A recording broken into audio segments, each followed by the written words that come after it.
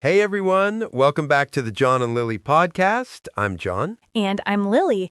How are you doing today, John? I'm doing great. Thanks for asking. I just grabbed a coffee on my way here, and I have to say, the barista was super friendly. It reminded me how important these everyday conversations really are. Oh, that's perfect timing. John, I was thinking about this earlier. We chat with people every single day, at restaurants, shops, on our way to work, but sometimes these simple conversations can feel tricky when you're learning English. Exactly. And that's why I'm really excited about today's episode. We're going to focus on three super common situations that happen in our daily lives. That's right. Today we're going to explore three different scenarios. First, we'll listen to someone ordering food at McDonald's. One of those quick, casual conversations we all have. Then we'll hear a conversation at a hair salon. Getting a haircut might seem simple, but there's actually some useful vocabulary and phrases you can learn from it. And finally, we'll eavesdrop on two people talking about their commute to work. This kind of small talk happens all the time, especially when you're getting to know new colleagues or neighbors. For each conversation, we'll give you some key vocabulary beforehand. Then we'll break down what happened and explain the most useful phrases. Remember, these are real-life situations, so the language is natural and relaxed. Don't worry if you don't catch everything the first time. That's totally normal. So grab a notebook if you want to take some notes, get comfortable, and let's dive into today's daily conversations. Let's get started. All right, everyone, before we listen to our McDonald's conversation, let's go over some key words you'll hear. Lily and I will both explain 5 important terms that will help you understand everything better. Vocabulary preview. Let's start with our first word, combo. A combo is a special meal that includes several items packaged together, like a burger, fries, and a drink. For example, you might say, I want a chicken combo. Instead of ordering each item separately, I think of a combo as a complete meal deal, where you get everything you need in one order. For example, when I'm really hungry, I usually order a combo because it has the main dish, a side, and a drink all together. Perfect. Now, let's look at to go. To go means you want to take your food away from the restaurant instead of eating there. For example, if you're in a hurry, you can tell the worker, I'd like this to go, please. Right. It's the opposite of eating inside the restaurant. For example, when I order food during my lunch break, I always say to go because I need to get back to work quickly. Our third word is medium. Medium is a size that's right in the middle. Not too small, not too big. For example, if you want a drink that's not tiny but not huge either, you'd ask for a medium Coke. Exactly. It's the most popular size choice. For example, when someone asks me what size fries I want, I usually choose medium because it's just the right amount for me. Number 4 is cashier. A cashier is the employee who takes your order and handles your payment at a restaurant or store. For example, you give your money to the cashier after you decide what food you want. The cashier is basically the person you talk to when you're buying something. For example, if you have questions about the menu, the cashier is there to help you choose. And our final word is receipt. A receipt is a small piece of paper that shows what you bought and how much money you spent. For example, you might keep your receipt to check that you were charged correctly.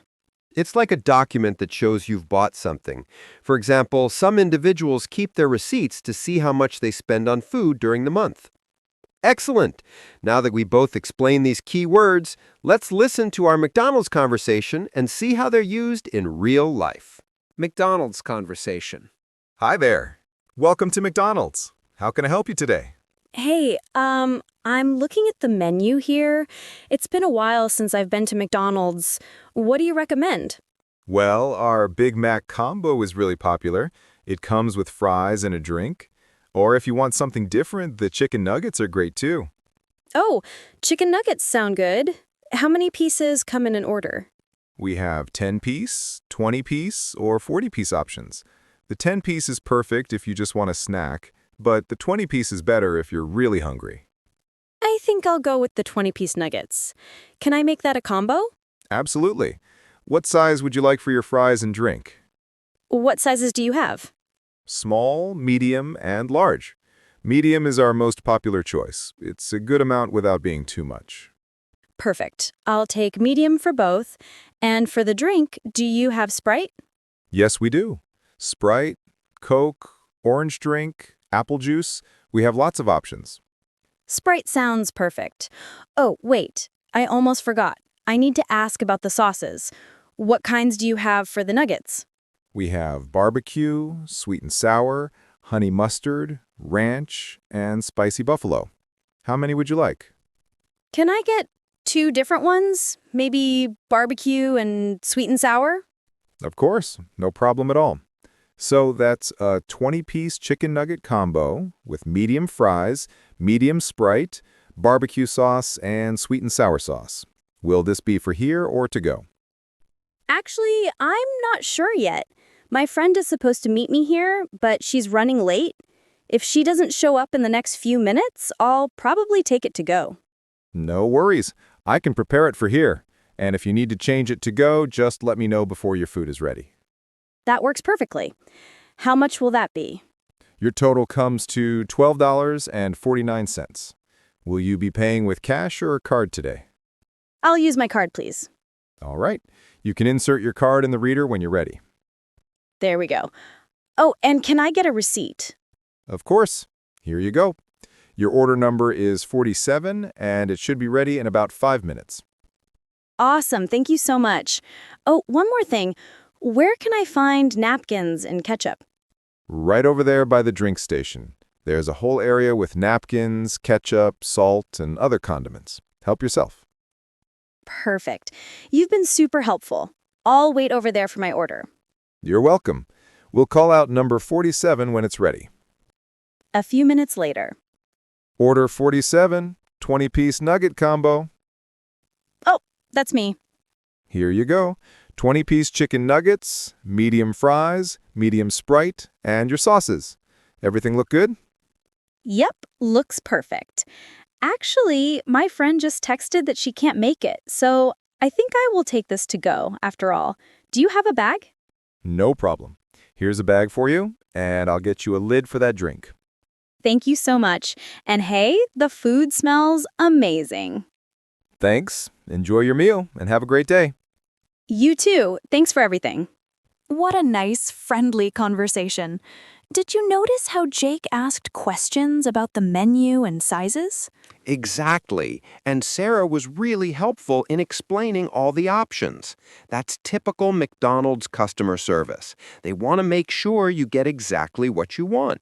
Now, let's break down this conversation and look at some really useful phrases you can use when ordering food anywhere. Great idea. First, let's talk about how Jake started the conversation. He said, "I'm looking at the menu here. It's been a while since I've been to McDonald's. What do you recommend?" This is perfect when you're not sure what to order. I love that phrase. What do you recommend? It's so useful. You can use it at any restaurant when you want the staff to help you choose. Jake also showed he was being honest about not knowing the menu well, which made Sarah want to help him even more. Another great moment was when Jake asked, "How many pieces come in an order?" This shows he wasn't afraid to ask for details. When you're learning English, don't be shy about asking questions. It shows you're engaged and want to understand everything clearly. Absolutely. And did you notice how Sarah explained the sizes? She said, medium is our most popular choice. It's a good amount without being too much. That's such helpful information. When someone asks about sizes, giving a little extra context like this really helps customers decide. Speaking of decisions, I thought it was interesting how Jake changed his mind about eating there. He said, "Actually, I'm not sure yet. My friend is supposed to meet me here, but she's running late." It's totally normal to be uncertain sometimes, and Sarah handled it perfectly. Yes, Sarah's response was excellent. No worries, I can prepare it for here, and if you need to change it to go, just let me know before your food is ready. That's great customer service, being flexible and understanding. Let's talk about the payment part. Jake asked, "How much will that be?" and then said, "I'll use my card, please." These are essential phrases for any purchase. Also, don't forget to ask, "Can I get a receipt if you need one?" One thing I really appreciated was how Jake asked, "Where can I find napkins and ketchup?" Instead of just looking around confused, he simply asked for help. Sarah's answer was super clear, right over there by the drink station. And here's something important. Did you notice how polite everyone was? Jake said, "Thank you so much," and "You've been super helpful." Sarah always said, "No problem," and "You're welcome." Being polite makes every interaction smoother and more pleasant. The ending was great, too. When Jake decided to take the food to go, after all, the cashier immediately helped him with a bag and a lid. And Jake complimented the food by saying, "The food smells amazing." Little compliments like this always make people smile. Here are some key phrases you should remember from this conversation. What do you recommend? Can I make that a combo? What sizes do you have? Will this be for here or to go? And can I get a receipt? Those phrases will help you in almost any restaurant or fast food place. Remember, the staff wants to help you, so don't be afraid to ask questions if you're not sure about something. Exactly. And one last tip. If you need to change something about your order, just be polite and explain the situation like Jake did when his friend couldn't come. Most places are very understanding and will help you out. Now, let's move on to our next daily conversation, getting a haircut at a salon. Before we listen to our hair salon conversation, let's learn 5 important words that will help you understand what's happening. Lily and I will both explain each word with definitions and examples. Vocabulary preview. Let's start with trim. A trim means cutting just a small amount of hair to make it look neat and tidy. For example, you might tell your hairdresser, "I just need a trim, maybe an inch off the ends," when you don't want a big change. I think of a trim as a light haircut to keep your hair healthy and shaped. For example, I usually get a trim every 2 months to remove split ends and keep my hair looking fresh and perfect. Now let's talk about layers. Layers are when your hair is cut at different lengths to create volume and movement. For example, if you have thick hair, you might ask for layers to make it lighter and easier to style. Layers give your hair more texture and shape. For example, when I want my hair to look more interesting and not so flat, I ask my stylist to add some layers to give it more style. Our third word is appointment. An appointment is a scheduled time when you arrange to meet someone for a service. For example, you should call the salon and say, "I'd like to make an appointment for a haircut next Tuesday." It's basically booking a specific time slot so the hairdresser knows when to expect you. For example, I always make my hair appointments a week in advance because my favorite stylist gets really busy. Number 4 is stylist. A stylist is a professional person who cuts, colors, and styles hair at a salon. For example, you might say, "My stylist always knows exactly what haircut will look good on me." The stylist is the expert who helps you choose the best hairstyle for your face and lifestyle. For example, when I'm not sure what to do with my hair, I trust my stylist to give me good advice. And our final word is blow dry. Blow dry means using a hair dryer and brush to dry and style your hair after washing it. For example, after your haircut, the stylist might ask, "Would you like me to blow dry your hair or let it air dry?" It's a way to make your hair look smooth and polished using heat and airflow. For example, when I have a crucial meeting, I always get a blow dry because it makes my hair look really tidy and neat. Excellent! Now that we understand these key terms, let's listen to our hair salon conversation. Hair salon conversation. Hi, Emma. Good to see you again. It's been a while since your last appointment. Hi, Ashley. Yes, it's been about 4 months. I kept meaning to call, but you know how busy life gets. My hair is getting so long and unmanageable. I totally understand. Life happens. Let me take a look at your hair. Wow, it has grown quite a bit. What are you thinking of doing today? Well, I'm not really sure. I definitely need a trim because the ends are getting pretty damaged, but I'm also thinking about maybe trying something different. What do you think? Your hair looks healthy overall. Just the ends need some attention.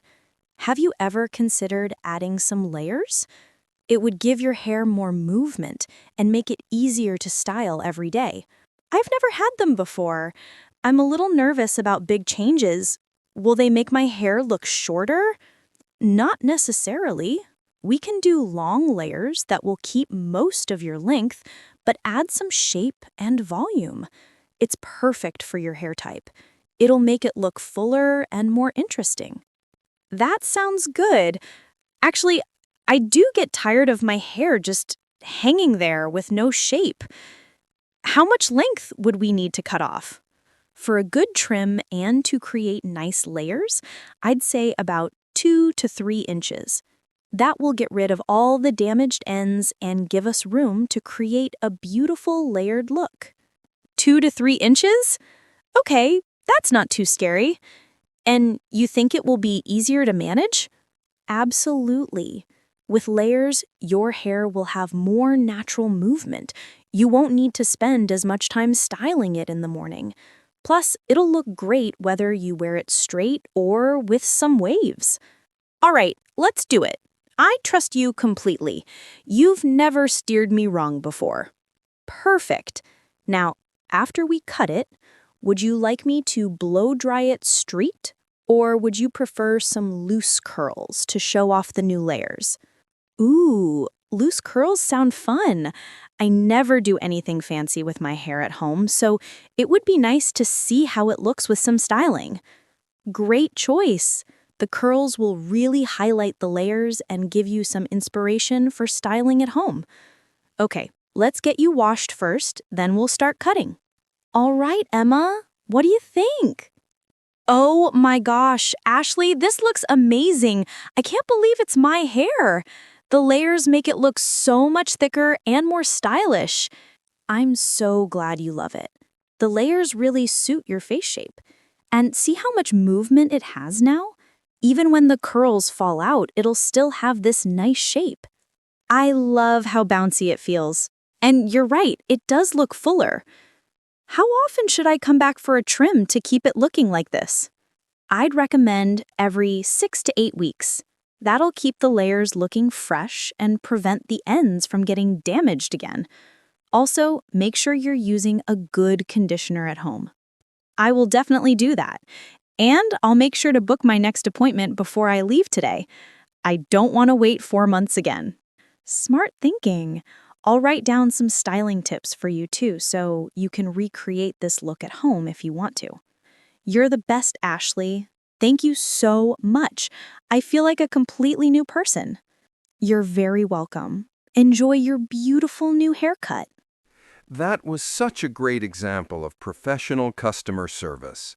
Let's break down what made this conversation so successful and what phrases you can use in similar situations.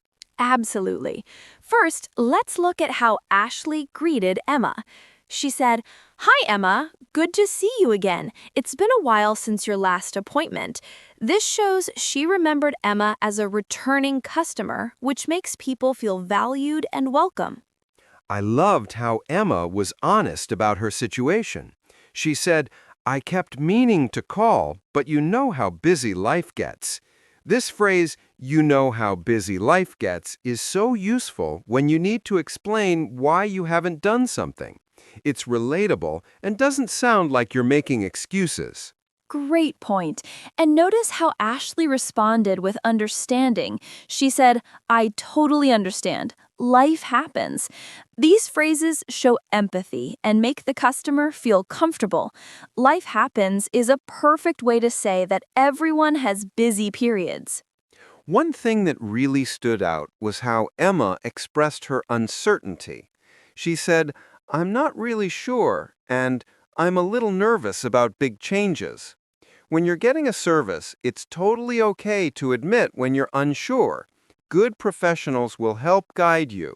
Exactly. And Ashley handled Emma's nervousness perfectly. Instead of pushing her decision, she explained the benefits. It would give your hair more movement and make it easier to style every day. She focused on practical advantages that would matter to Emma. I also noticed how Ashley asked clarifying questions, like, "Have you ever considered adding some layers?" and gave options. "Would you like me to blow dry it straight, or would you prefer some loose curls?" Giving choices helps customers feel more in control. The trust building was wonderful too. Emma said, "I trust you completely. You've never steered me wrong before." The phrase steer someone wrong means to give bad advice. It's a great expression to use when talking about professionals you rely on. Let's talk about the decision-making process. Ashley was very specific about measurements, about 2 to 3 inches, and timing, every 6 to 8 weeks. When you're getting a service, don't be afraid to ask for specific details. It shows you're engaged and helps avoid misunderstandings. And did you notice Emma's reaction at the end? She said, "I can't believe it's my hair, and I feel like a completely new person." These are enthusiastic ways to express that you're really happy with a service.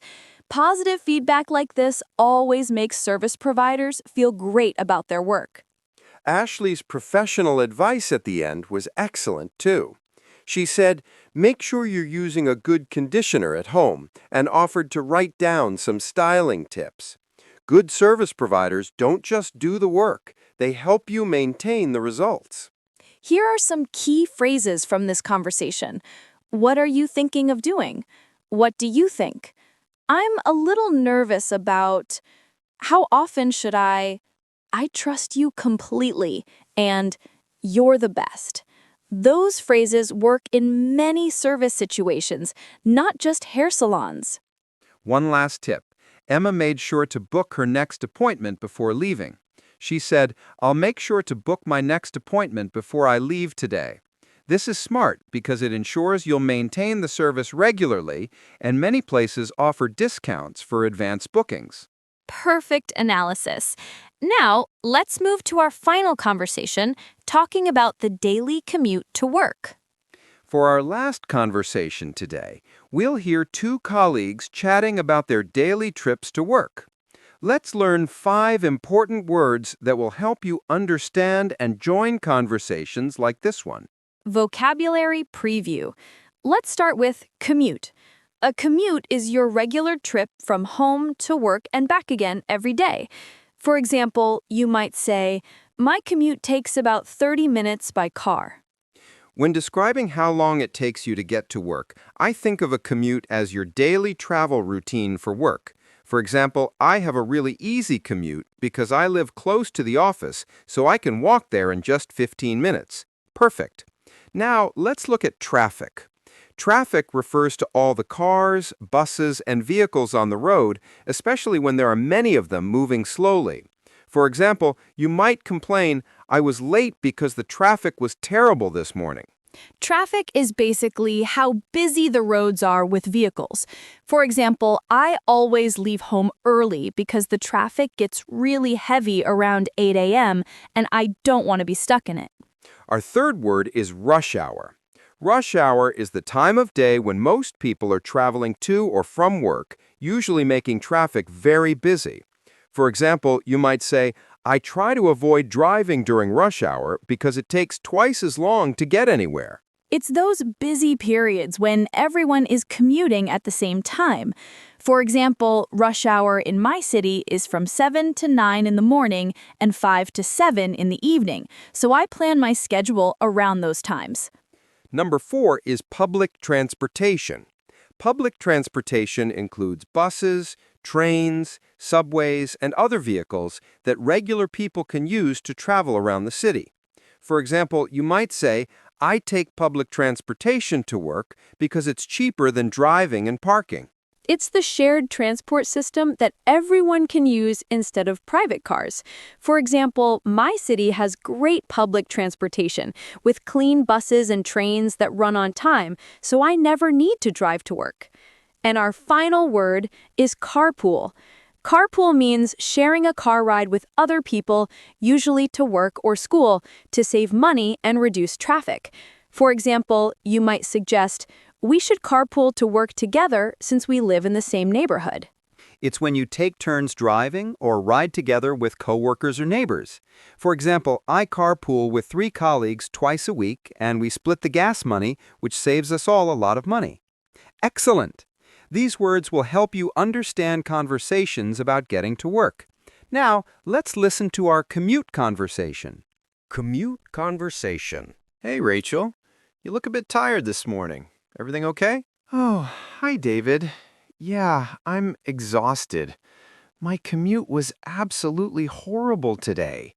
I left home at the usual time, but I got stuck in traffic for almost an hour. An hour? That's crazy. What happened? Was there an accident or something? I think there was some construction on the highway. Plus, it's Monday morning rush hour. You know, the traffic was barely moving.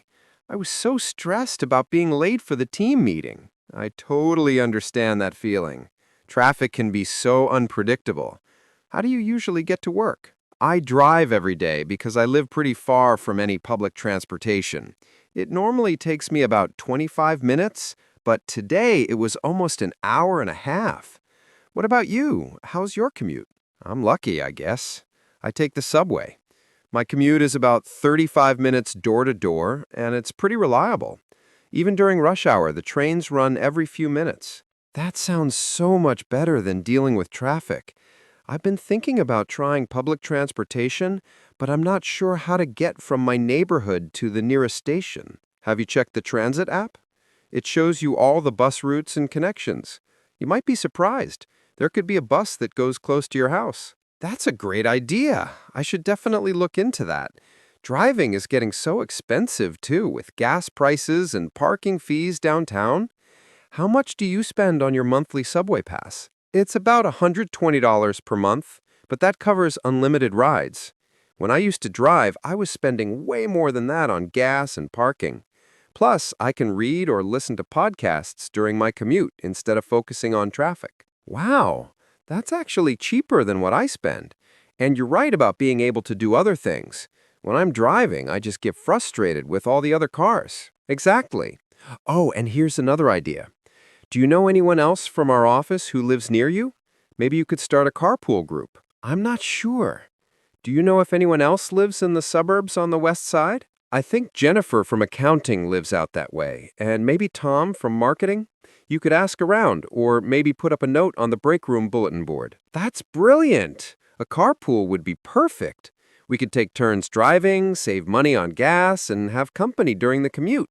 Plus, we could use the carpool lane, which might be faster. Absolutely. The carpool lane can save a lot of time during rush hour, and it's better for the environment, too. You've given me so many good ideas, David. I'm definitely going to look into public transportation options and ask around about carpooling. I can't keep having mornings like this one. I'm sure you'll find a better solution. And hey, if you ever want to try the subway route, I can show you which trains to take. It might work for you on some days. That would be awesome. Thanks so much. You've totally changed my perspective on commuting options. No problem. We're all in this together, right? Let's grab coffee, and you can tell me how it goes when you try something new. What a helpful conversation. David really supported Rachel by sharing different commuting options and practical advice. This conversation is a great example of casual office chat and how coworkers can support each other in handling everyday challenges.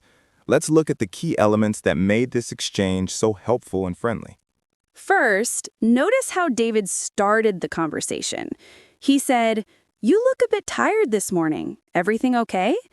This shows he was paying attention to Rachel and cared about her well-being. It's a great way to start a supportive conversation with a colleague.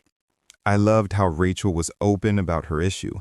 She said her commute was absolutely horrible today and shared the entire situation. When you're having a rough day, it's okay to talk about your struggles with kind coworkers. They might offer useful ideas. David's response was excellent too. He said, I totally understand that feeling, which shows empathy. And then he asked, how do you usually get to work? This question opened up the conversation to explore different options instead of just complaining about the problem. One phrase that stood out was door to door.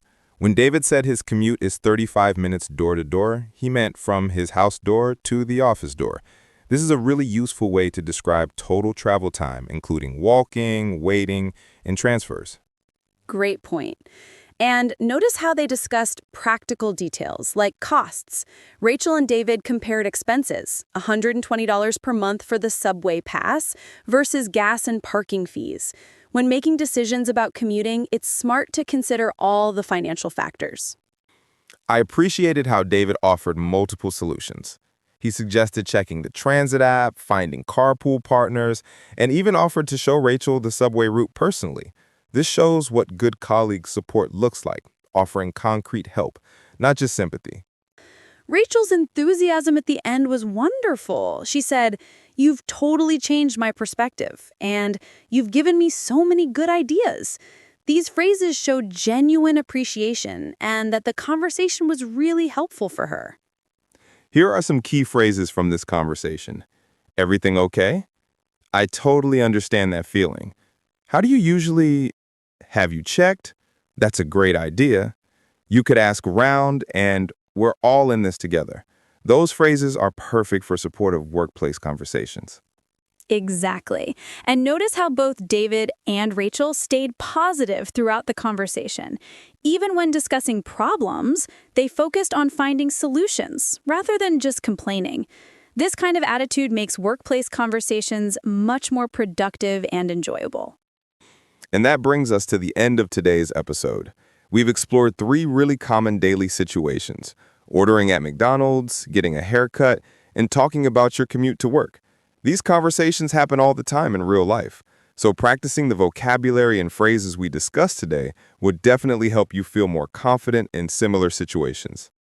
Remember, the key to successful everyday conversations is being polite, asking questions when you're not sure about something, and showing interest in what others are saying.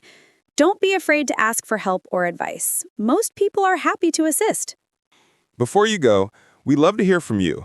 Have you had any interesting experiences ordering food, getting a haircut, or talking about transportation? Leave us a comment below and share your story.